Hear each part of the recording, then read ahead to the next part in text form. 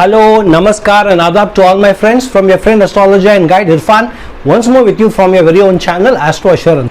Sometimes during my consultations or even on mail I am asked this question: when does our Navansh, our D9 chart get activated? And this is because some people have a misconception that the Navansh or your D9 chart gets activated after your 36th year. Now firstly, I don't understand where this is, which is the source. Somebody pointed to some astrologer saying because Saturn matures at your 36th year, so the Navansh gets activated after your 36th year. But what does Saturn's maturity at the 36th year have to do with your Navansh getting activated after your 36th year? What has only Saturn to do with your Navansh?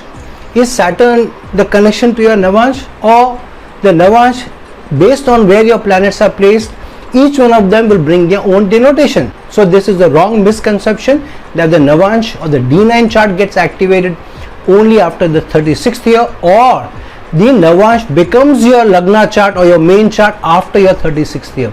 There is no source to that. There is no source also connecting the maturity of Saturn at 36th year to your Navansh getting activated or becoming your main chart after the 36th year. If somebody says that, there should either be a logic to that or there should be a valid source to that. If there is not, then you need to discard any such denotation, some pointers. If either it is not logical or there is no source, you should discard that. So when does your Navansh or your D9 chart get activated? It is active from the time you are born until the time you are dead. However, there is an activity period of higher activation or super activation of your Navansh from time to time, and this is connected also to the maturity of planets. However, it is connected to the different maturity periods of the planet at different times, because the Navansh is also seen as the horoscope of connections, not only of marriage, mind you. It is a horoscope of connections, the synergy, partnerships as well. So whenever a planet matures, it also connects you to, it gives you an opportunity to, it gives you a probability. Mind you, D1 chart is a chart of possibilities, the D9 chart is a chart of probabilities.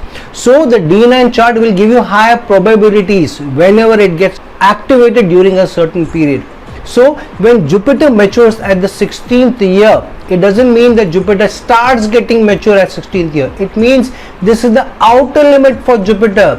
What is Jupiter connected to? Jupiter is connected to your education. You start learning the day you come out of your mother's womb. Your mother and father are giving you some signs. They are teaching you how to walk. They are telling you small words. Call me mother, call me father, call me ma, call me papa. Water, food, cake, all these things we learn from your second or third year onwards. Some children start to speak from their first year onwards itself. So you have started to learn from the time you are born. You are learning to how to be able to focus your eyes. You are learning to recognize faces, and hence a baby can recognize the mother's face, maybe siblings' faces and father's face. They can recognize pets from the faces of their parents, from the faces of their siblings. A baby can get scared also when it's a funny looking, a weird picture or a doll is brought to them. So we are learning from the age, from the time we are born, and we reach a high school by the time we reach 16th year. So Jupiter's outer limit for maturity is at 16 years. What it means is that when we start to get into a relationship connection, even at the time of our birth.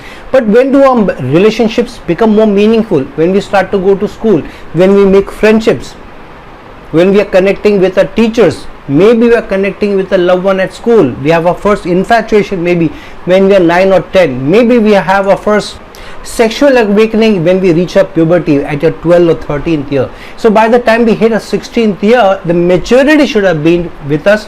What is good touch or bad touch? What does relationship mean?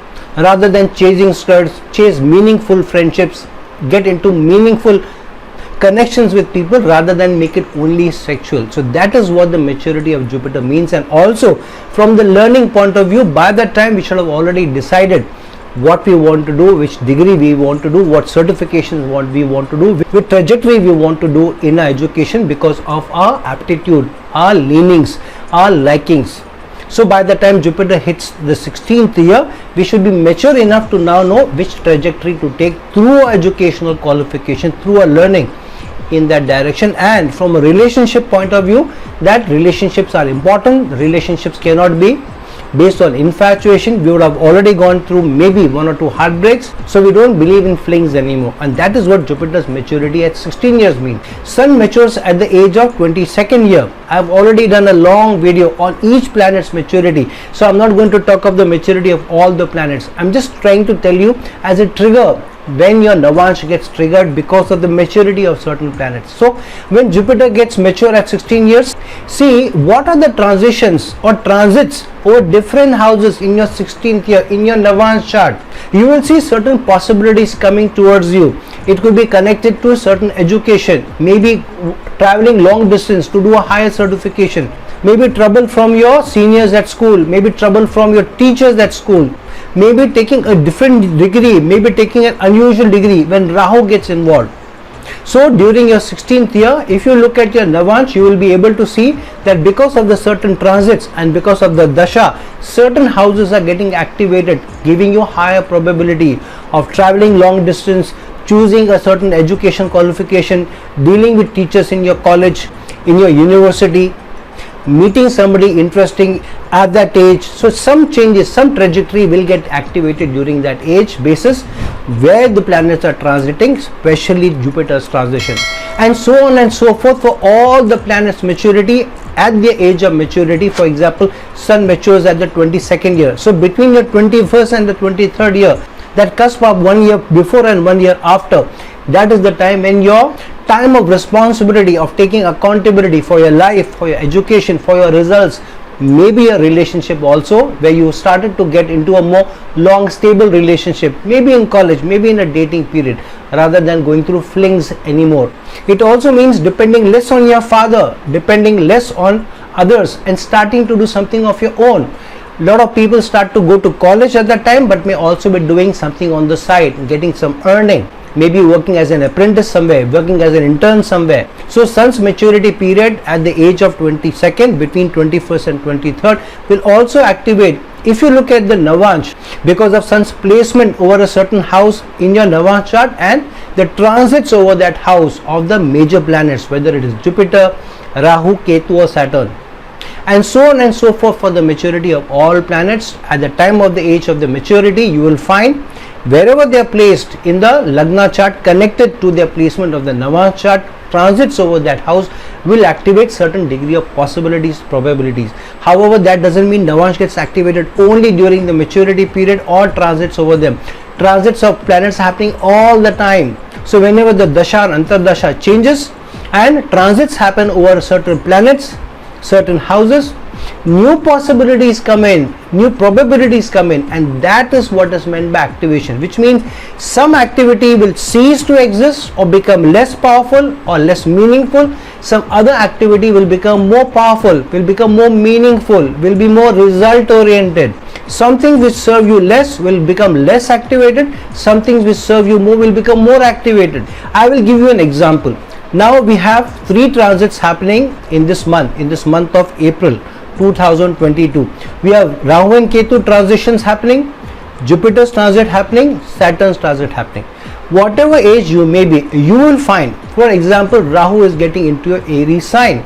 Say Rahu is placed in your 5th house in your D9 chart, now transiting through the 10th house in Aries. What does it mean? It means there is a possibility of change in the atmosphere in your work environment, change in an opportunity coming your way, change in the projects that you're working in, change in the team that you're working in. So that is getting activated. It can be stronger activation if you can also connect it to the D1 charts placement where Rahu is placed, which is a stronger manifestation. But if you take only the D9 charts placement into account, if Rahu is transiting into a 10th house while Rahu is placed in your 5th house, a change in your career will be seen as an opportunity, maybe a small one, maybe a big one. Then look at Ketu's transit. Say Ketu is placed in your 4th house in your D9 chart, and now Ketu is transiting through Libra sign through your 12th house in your D9 chart. If you are a Scorpio ascendant native, and because Ketu detaches you and reattaches you, so Ketu will be probably detaching you from your home environment, from your home to the manifestation of the 12th house and in the Libra sign, which means At a larger level, you may be detached from your home to be able to travel far, maybe to a foreign country. So the detachment from one home into a foreign land, or detachment from your home and taking you to some other home, or it could also be detached from your domestic life to concentrate on some work where you are getting detached from the hurly-burly of relationship, but you are focusing more on your work. So even if you are not moving away from your home, you are getting connected to some work, some project where you need to focus all your energies. So it detaches you from the Libra sign. So the other relationship connections, even with family, become less important during this period. And at a larger level, if you connect it to your D1 chart, then it could be even more meaningful, even more large change bringing placement, even more large change bringing transit of Ketu. So you need to see at a minor level the activation of your Navansh, from where a planet is placed in the Navansh, in which house and which house it is transiting over. And at a larger context, you should also connect it to your D1 chart's placement. And similarly, should you see for Jupiter's transit into the sign of Pisces and Saturn short transit into the sign of Aquarius and back. However, it is not only the larger planet, the slower moving planets, which will be activating your Navansh every now and then. Even the slower moving planets like Mars, Venus, Sun, Moon, they will always be activating your Navansh from time to time. For example, if Mars is transiting over your 5th house in your Navansh chart, then it is activating the romance, activating change, activating focusing on arts, which means you may find a new attraction at work, new attraction connected to your education, new attraction connected to your arts. It may not only be a romantic attraction, it could mean something else catches your focus. Education catches your focus, some artistic thing catches your focus, wanting to travel catches your focus, doing more meaningful in your education catches your focus, or you're thinking, should I do that course? Will that qualification help me? So your focus changes from one to the other, even though maybe for a short duration of time. So even the faster moving planet, the shorter duration transit planets will also activate a house in your D9 chart connected with what its placement in the D9 chart is, and the larger manifestation will come from your D1 chart.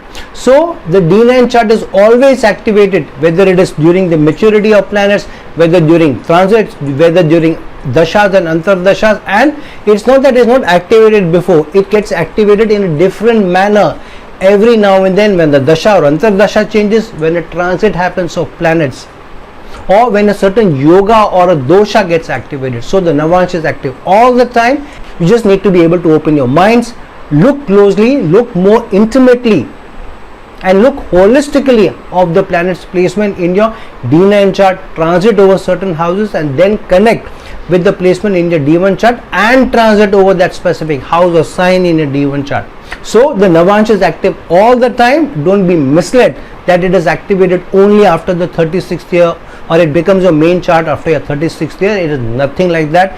There is no shloka which says that, and to connect it to only the maturity of one planet is a fallacy.